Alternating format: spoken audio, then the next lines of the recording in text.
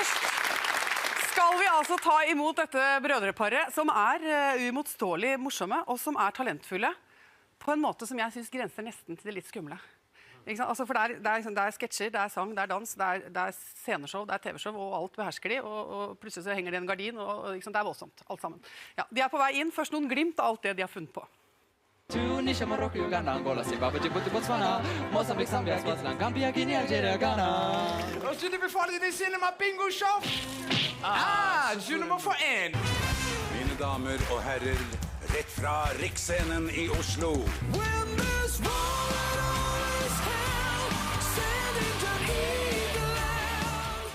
Welcome to this voice-activated elevator, the Intellivator. Please select floor. 7 is registered. It works! Of course it worked. It is an Intellivator.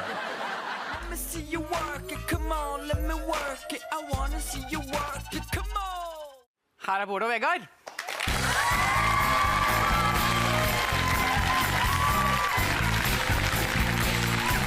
Hei! Hei. Velkommen hit. Tusen takk.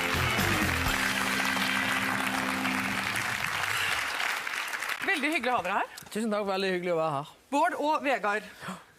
Jeg merker at hjernen min egentlig har litt problemer med det. At det noe som skurrer veldig på at du Vegard.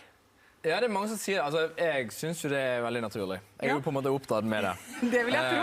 Så det faller jo helt naturlig for meg. Men det mange som sier at jeg burde hett Bård burde hett Vegard. Vegard jo et langt og slankt og fint navn. Bård et litt mer sånn klumpete og lite navn. Så der tar jeg selvkritikk. Ja, men altså, det jo noen mennesker som kommer til verden og feilmerket, rett og slett, på en eller annen måte. Ja, det har oss. Vi hadde en veldig grei huskeregel før, men den blir vanskeligere og vanskeligere å bruke, for før når vi møtte folk så sa vi Vegard Neger, og for han ser jo ganske mørk ut, men nå det sånn Vegard afroamerikaner, det ikke like intuitivt, og folk blir litt mugne. Og det blir politisk ukorrekt å bruke den gamle. Det blir helt feil. Nei, så det må vi bare legge til siden. Det må vi. Jeg skal prøve meg å venne meg til dette nå.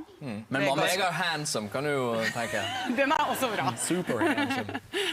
Men jeg prøver liksom å begripe litt av denne historien om dere to, og hvordan dere har blitt en sånn tett og tosom humorfabrikk.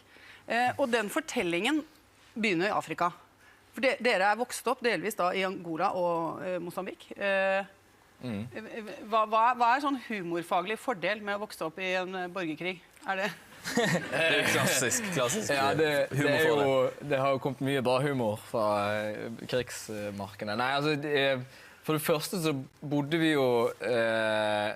Altså, vi var jo innkapslet i sement, da, kan du si. Altså, vi bodde fysisk bak en høy mur med piggtråd. Ja. Så det gjør jo en sammensveiset, da, ja, på en måte. Dere var mye alene for dere selv og måtte finne på ting, rett og slett? Ja, altså, vi jo gode venner av sikkerhetsgrunner. Ja.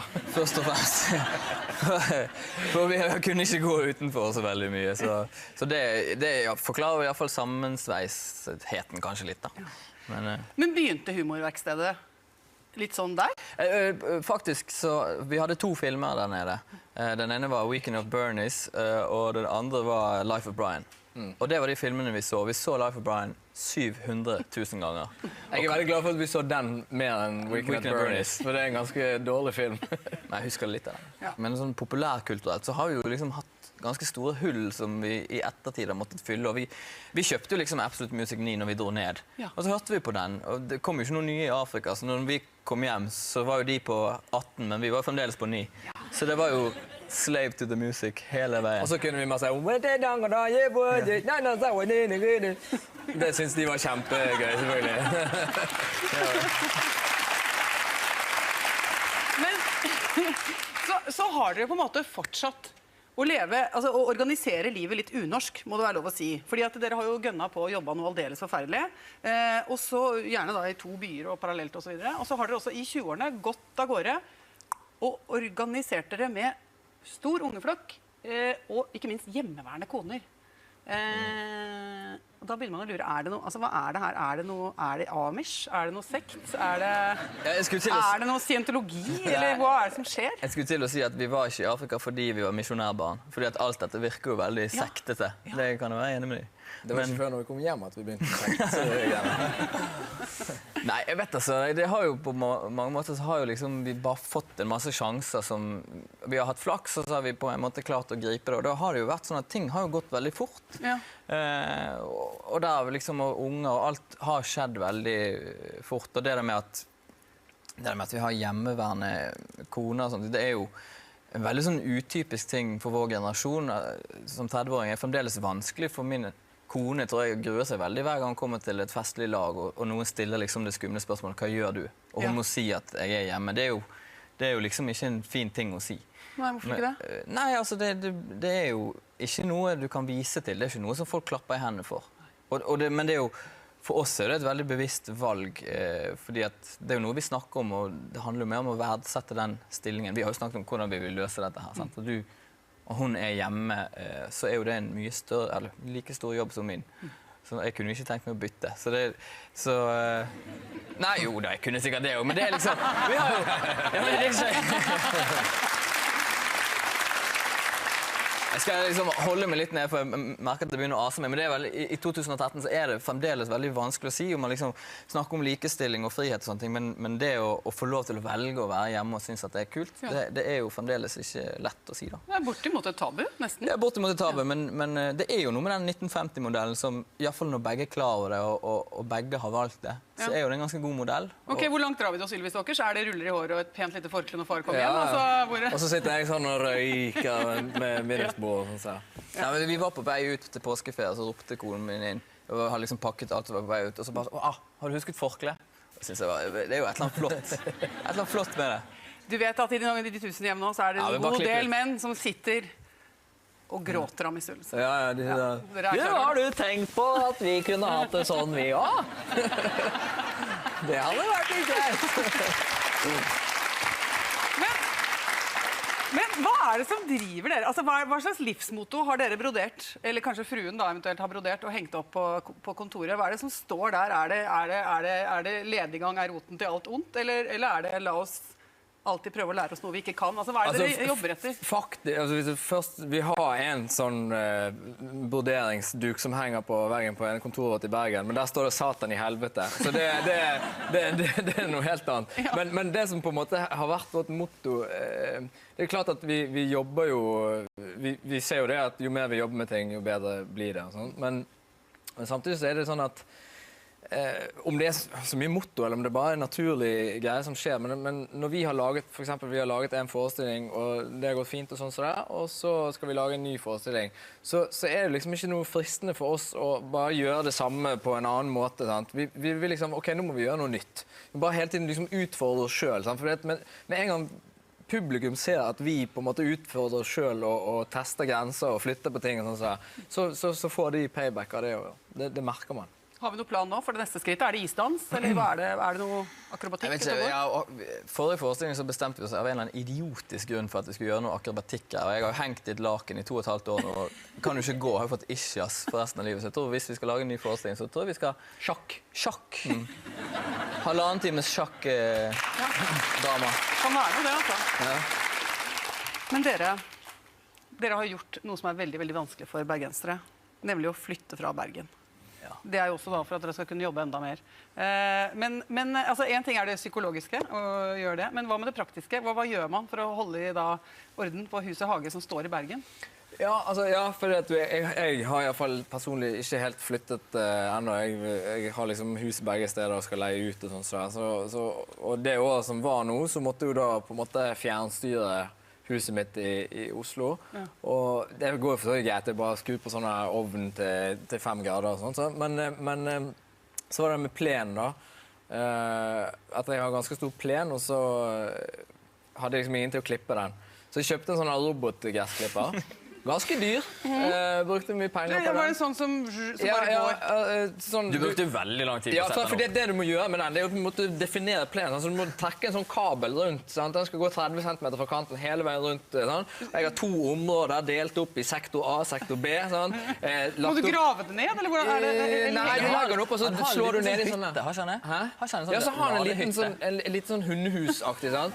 Det ser ut som et dyr. Ja, og så går du inn og så programmerer du, og så sier du sånn klipperegime. Du skal ikke klippe på søndag, for da blir naboen sur, og så skal du klippe så 45% der, og sånn. Holde på, sant? Teste. Ja, dette, men vi må trimme det litt, grann, og bla, bla, bla. Og så var det alt det. Det var jo flott, sant? Ja. Og endte dette opp- var for at naboene skulle være fornøyd med at det var nydelig og pent hos deg? Ja, men man skal jo drifte en plen, så man skal få luft og alt det her. Det har jeg ikke tid til å gå inn på nå. Men poenget og så satte jeg det opp og testet det selvfølgelig den siste uken før jeg dro, og så pakket vi greiene, og så viser det seg da, altså 2 uker etterpå, for telefonen fra naboen at plenen din ser ut som et helvete, og denne roboten står midt på plenen og er lei seg. Da hadde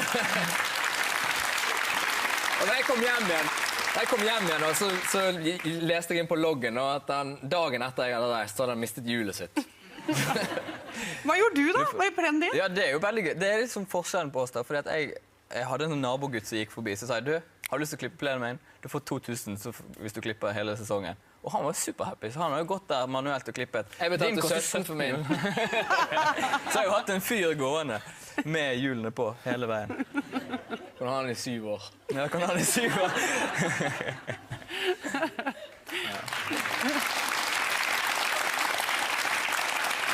Dere skal få bli sittende. Vi skal få inn en gjest til. Han er amerikansk.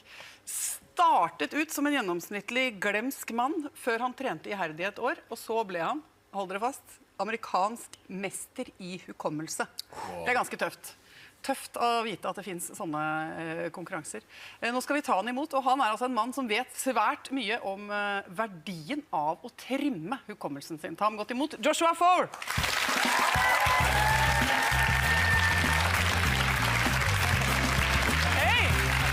Hei! Nice to meet you.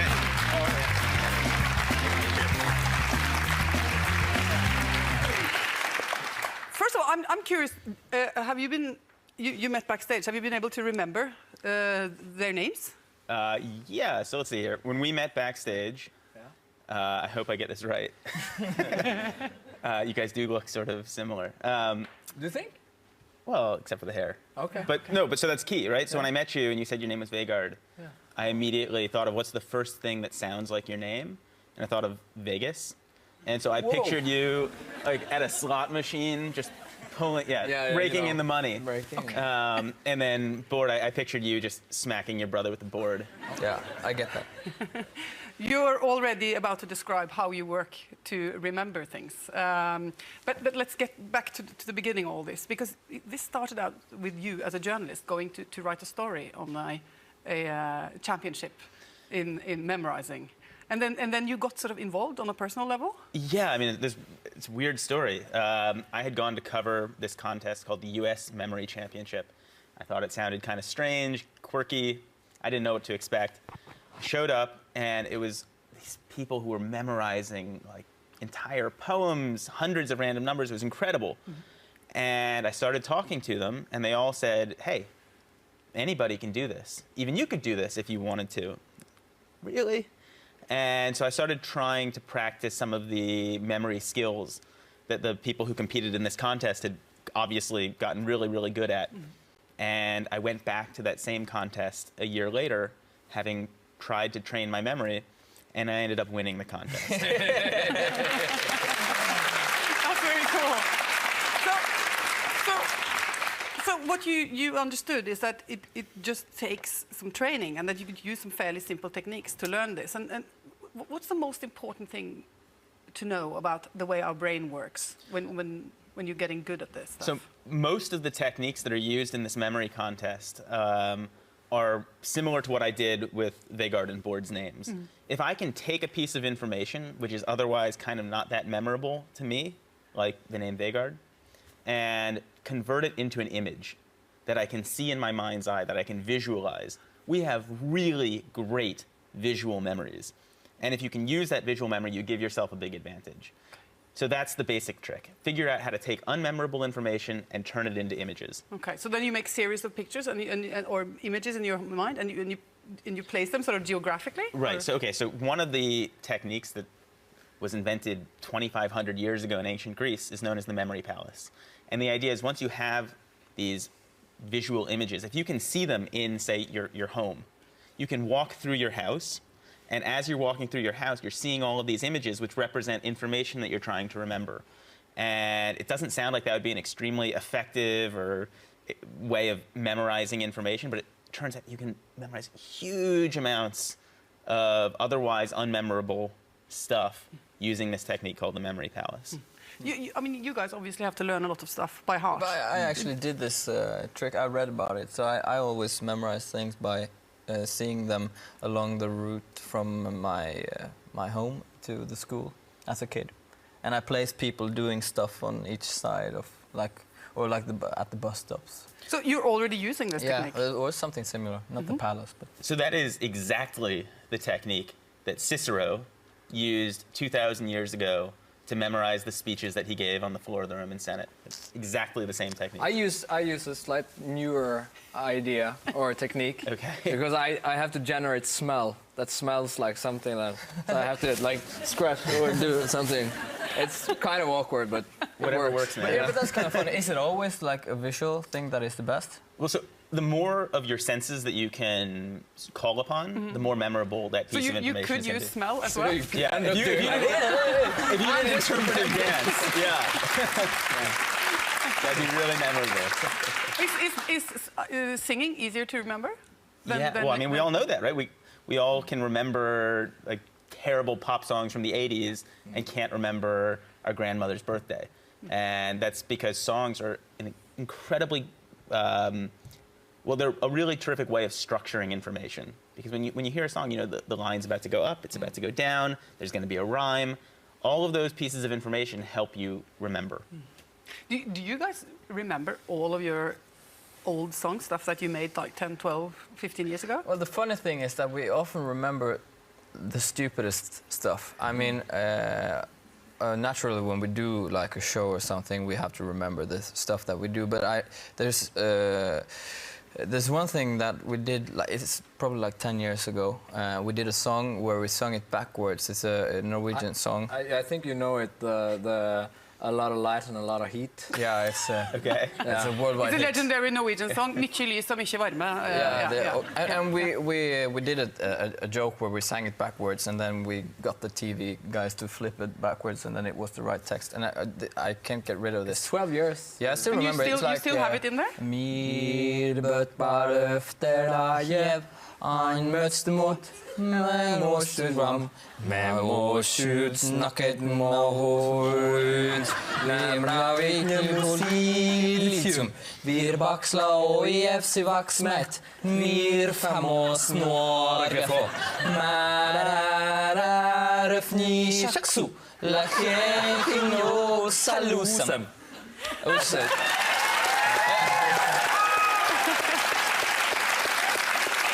Which is and we haven't done this since. I mean, it has been like 12 years ago. And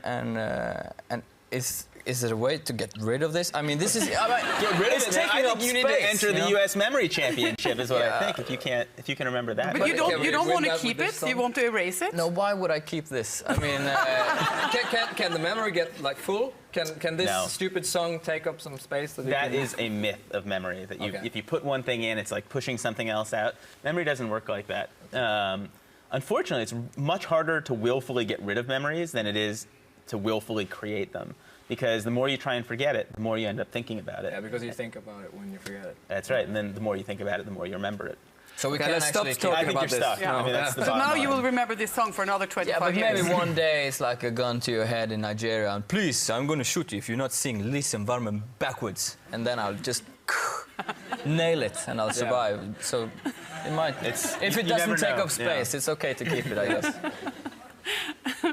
But you're basically urging us to exercise our memory, not to become memory champions, but to have a better life, so to speak. Well, I would say this. Look, you don't need to remember hundreds of random numbers most of the time. You don't need to be able to memorize the order of a shuffled pack of playing cards, which is one of the events in the U.S. Memory Championships, remarkably enough.